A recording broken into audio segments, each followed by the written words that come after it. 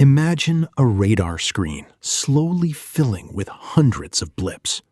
Each one is a Japanese aircraft. Each one is a messenger of death. In June 1944, the Imperial Japanese Navy gathered everything it had left, every carrier, every pilot, every drop of fuel, for one final decisive gamble.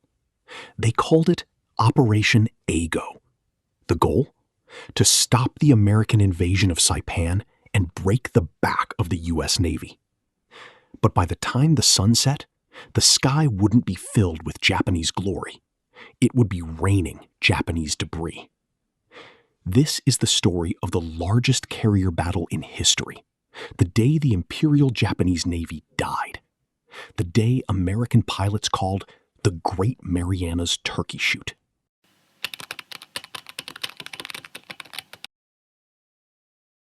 June 15th, 1944. The Philippine Sea is a vast, empty blue, but beneath the surface, the tension is suffocating. Admiral Ozawa, commander of the Japanese mobile fleet, knows the stakes. If Saipan falls, the Americans will have a base for their B-29 bombers. If Saipan falls, Tokyo is next. Ozawa has a plan. He has 9 carriers, he has 500 aircraft, and he has a secret weapon: range. His Zero fighters can fly further than the American Hellcats. He can hit the Americans from a distance where they can't hit back. On June 18, Ozawa's scouts find the American fleet. The trap is set. But Ozawa hesitates. He fears his pilots, young, green, and poorly trained, cannot handle a night landing on a pitching carrier deck. He decides to wait until dawn. It is a fatal delay. While Ozawa waits for the sun, American Admiral Raymond Spruance is already moving. He isn't just waiting for the attack, he's preparing a slaughterhouse. He launches strikes on the Japanese airfields at Guam and Rota, pinning down land-based support. When the sun finally rises on June 19, Ozawa thinks he has the advantage. He doesn't realize he's flying into a wall of steel.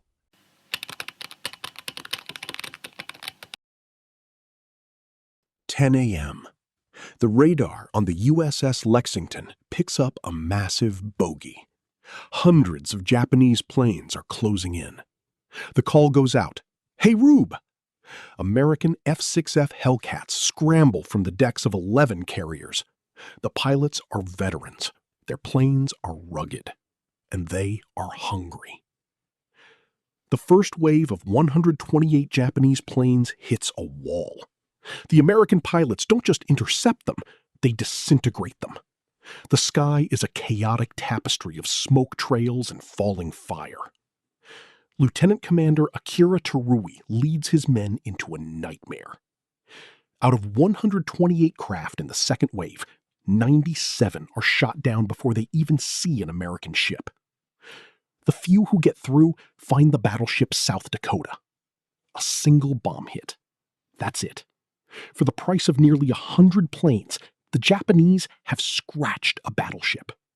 The slaughter is so one-sided that over the radio, an American pilot shouts, "Hell, this is like an old-time turkey shoot." The name sticks.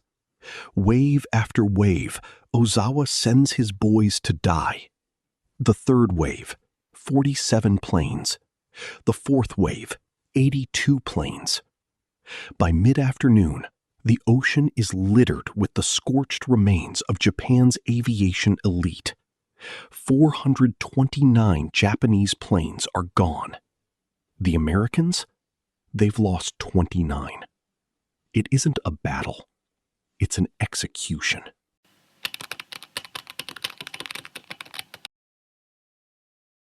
While the sky is burning, a different kind of death is stalking Ozawa's flagship.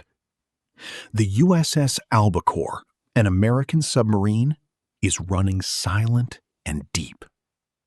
Through the periscope, Commander James Blanchard sees a titan, the Taiho. She is the newest, largest carrier in the Japanese fleet, the pride of the Empire. Blanchard fires a spread of torpedoes. On the deck of the Taiho, a young pilot named Sakio Komatsu has just taken off. He looks down and sees the white wake of a torpedo heading straight for his ship. In a final, desperate act of devotion, Komatsu dives his plane into the water, crashing into the torpedo to save his carrier. It is a stunning sacrifice. But it isn't enough.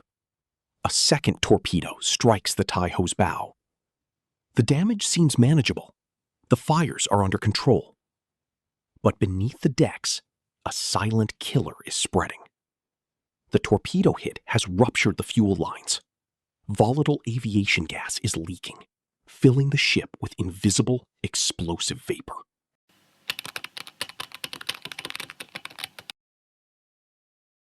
A few miles away, another wolf is hunting. The USS Kavala finds the Shokaku. This isn't just any carrier. The Shokaku was a veteran of the attack on Pearl Harbor. She was a ghost of Japan's greatest victory. But today, her luck runs out. 3 torpedoes slam into her starboard side. The Shokaku shudders. Her number 1 boiler room goes dark. The list to starboard is violent. Damage control teams desperately counterflood, but the ship is a labyrinth of fire and rising water. By noon, she is a dead weight in the water. Internal explosions tear through her hangar decks. Captain Matsubara gives the order: abandon ship. At 2:01 p.m., the Shokaku's bow dips into the waves.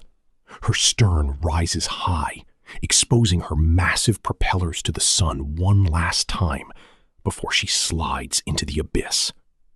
Over 1,200 men go down with her.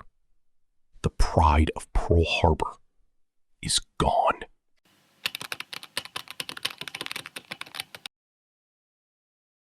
Back on the Taiho, the situation is becoming a nightmare. The Francis medium bombers are gone. The pilots are dead. And the ship is literally breathing gas. In a tragic mistake, the damage control officer orders the ventilation systems to be opened to clear the fumes. Instead of clearing the gas, the fans spread it to every corner of the ship.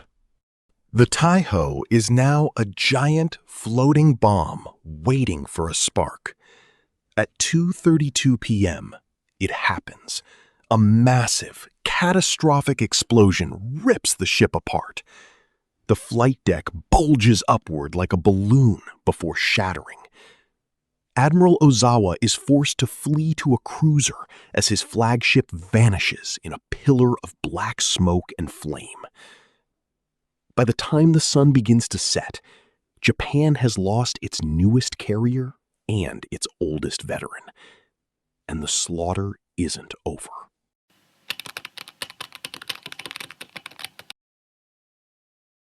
June 21. Ozawa is retreating, limping toward Okinawa with what's left of his fleet. He has only 35 aircraft left, out of 500. The American commander, Mark Mitcher, isn't done. He launches a long-range strike of 216 aircraft at the very limit of their fuel. They find the remnants at sunset. They sink the carrier Hio. They damage the Zuikaku and the battleship Haruna. But now, the American pilots face a new enemy, the dark. They are hundreds of miles from their carriers, and their fuel needles are hovering over empty. As the planes return in total darkness, Mitcher makes a legendary decision. Turn on the lights. He orders the entire fleet to light up. Searchlights pointed at the sky, star shells fired into the air. risking a submarine attack to save his pilots. 80 planes crash land or ditch in the water. But the mission is a success. The Japanese mobile fleet is no longer a fighting force. It is a collection of targets.